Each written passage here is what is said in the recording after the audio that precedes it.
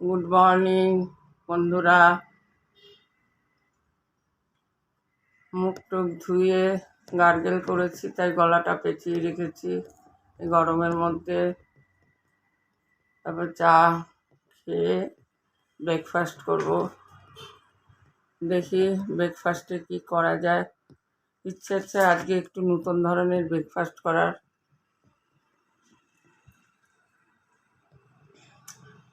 নতুন ব্রেকফাস্ট করলে আপনাদের দেখাবো, দেখবেন। একঘেয়ে রুটি আর ভালো লাগছে না। চলুন এবার রান্নাঘরের দিকে যাই। রান্নাঘরের দিকে যেতে যেতে ফ্যানটা বন্ধ ছিল, চোখে পড়ল, দেখলাম ফ্যানটা তেল চিট ধরে যাচ্ছে। তাই ব্রেকফাস্টটা খুব সংক্ষেপেই করে নিলাম। মুড়ি চিড়ে ছাতু কলা মেখে খেয়ে নিলাম, কর্তাকেও পাঠিয়ে দিলাম। তারপর রান্নার ব্যবস্থা করে রান্নাটা বসিয়ে দিয়ে ভাবলাম যে এইটা পরিষ্কার করি। একটু জল নিলাম, জলের মধ্যে ন্যাকড়াটা সামান্য জল ছিটা দিলাম, দিয়ে একটু কেরোসিন লাগিয়ে নিলাম একটা ন্যাকড়ার মধ্যে।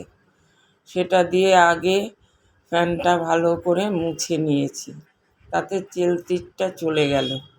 এইবার আরেকটা ন্যাকড়া দিয়ে মুছে এবার শুকনো করে ফ্যানটা মুছে দিচ্ছি। এত তেলচিট পড়ে না। ডাইনিংটা তো একদম রান্নাঘরের পাশেই, আর রান্নাঘরের দরজা নেই, ঠিক ওপেন কিচেন নয়।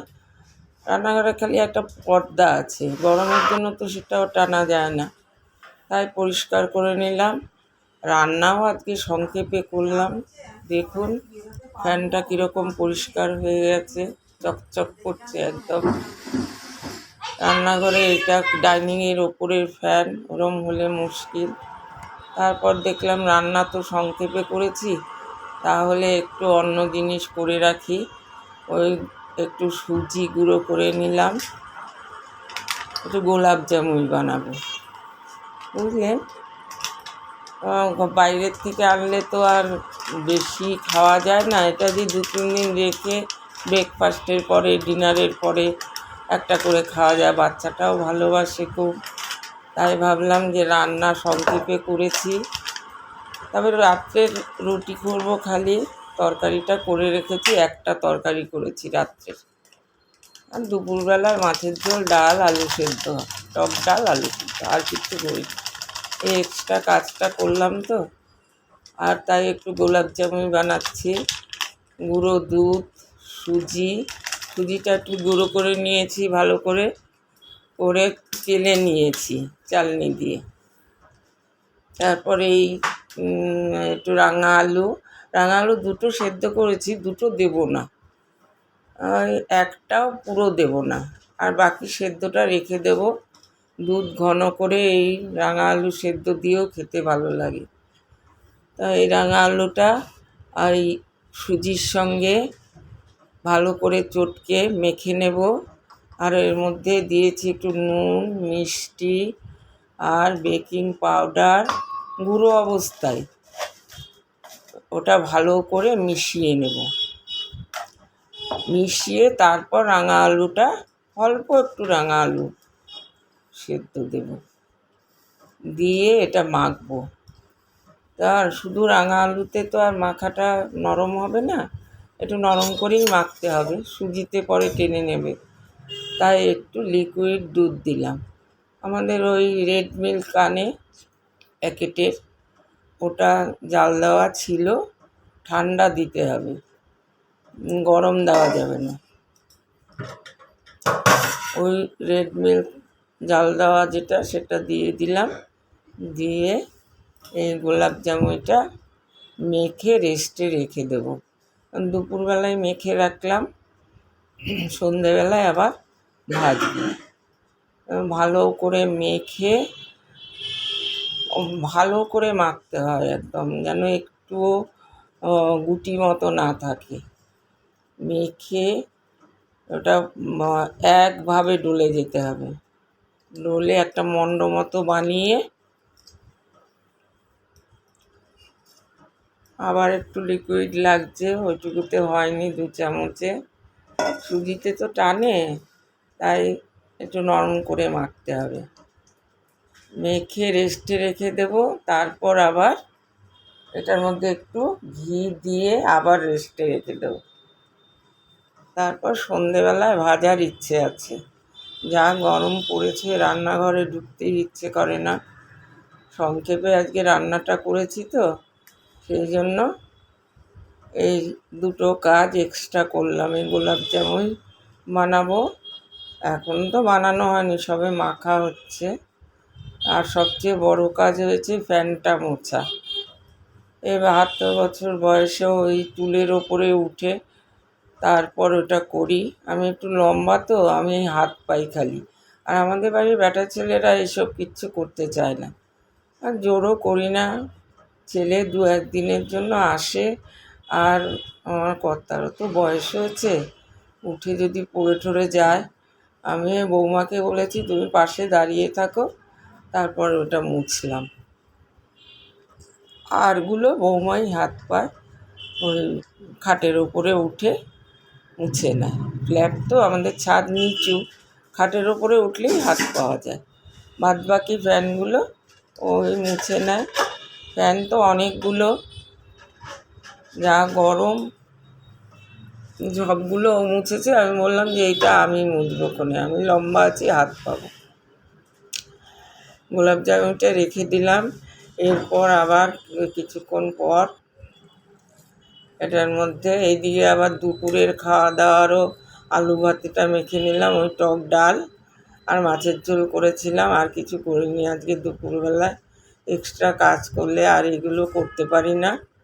এই গোলাপ জামুনটার মধ্যে আবার একটু ঘি মাখিয়ে, ঘিটা আমি ফ্রিজে রাখি তো, ঘিটা দলা হয়ে গেছে, তাই ঘষে ঘষে লাগিয়ে দিচ্ছি।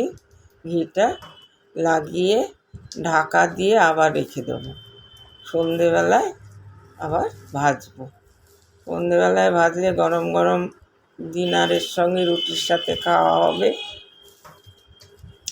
ওইটা ভেজে একদিকে ভাজবো, আর একদিকে ডিনারের ব্যবস্থা করে নেব। এটা মেখে রেখে একটু রেস্ট করে নেব, কারণ যা গরম পড়েছে। একটু এসির নিচে না বসলে, এসিটা চালিয়ে একটু রেস্ট করে নিয়ে আবার সন্ধেবেলায় ভাজার ইচ্ছে আছে। আবার যদি লোকজন চলে আসে তাহলে তো হয়ে গেল। লোকজন আসলে একটু কথা বলতে হয়। চাটাগুলো বৌমাই করে। যাই হোক, এত গরমের মধ্যে বোধহয় কেউ আসবে না।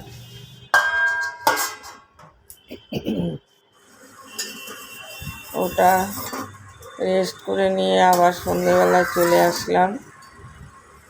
এই চিনির শিরাটা করছি, গরম গরম ভেজে চিনির শিরাতে দিলে রসটা চট করে ঢুকে যায়।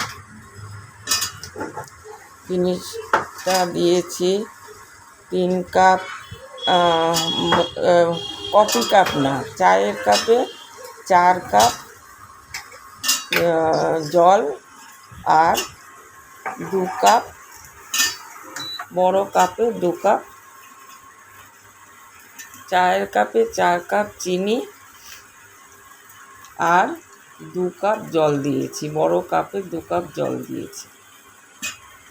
দিয়ে এটা জাল দিতে হয় অনেকক্ষণ। কয়েকটা এলাচ দানা ফেলে দিলাম। বেশ অনেকক্ষণ ধরে ঘুরিয়ে ঘুরিয়ে জালটা দিতে হয়, তাহলে একটুখানি চিটচিটে ভাবটা আসবে। জাল দিয়ে দিলে চিটচিটে ভাবটা যখন আসবে, তখনই বুঝবো যে হয়ে গেছে। ওইদিকে আর কটা আছে ভাজার বাকি। ওইদিকে খাওয়া দাওয়া, রাত্রের খাওয়া দাওয়ারও ব্যবস্থা করছি। হাতে রুটি দেখলেন তো, ওদিকে খেতে দিয়েছি বাড়ির কর্তাকে। ভাজতে ভাজতে রাতও হয়েছে। এইটা লাস্ট, এইটা ভাজছি। বাদ বাকিগুলো ভেজে দিয়ে দিয়েছি শিরার ভেতরে। শিরা ঢুকেও গেছে অনেকটা। ওইদিকে খাওয়া দাওয়া হচ্ছে। আর আমার নাতিটা এত দুষ্টুমি করে না, সাংঘাতিক দুষ্টুমি করে, এক্সট্রা কাজ করাই যায় না।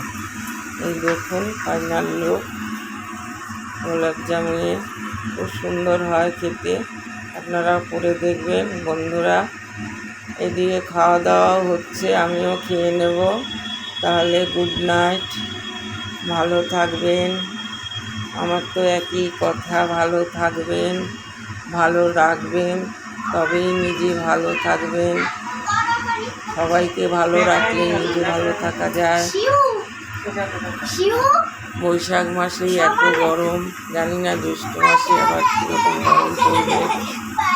বয়স হয়েছে, বেশি ঠান্ডাও সহ্য হয় না, আবার গরমও সহ্য হয় না। কী যে হবে, ৭২ চলছে, এরপরে কি হবে কে জানে। এখনও চলাফেরা করতে পারছি।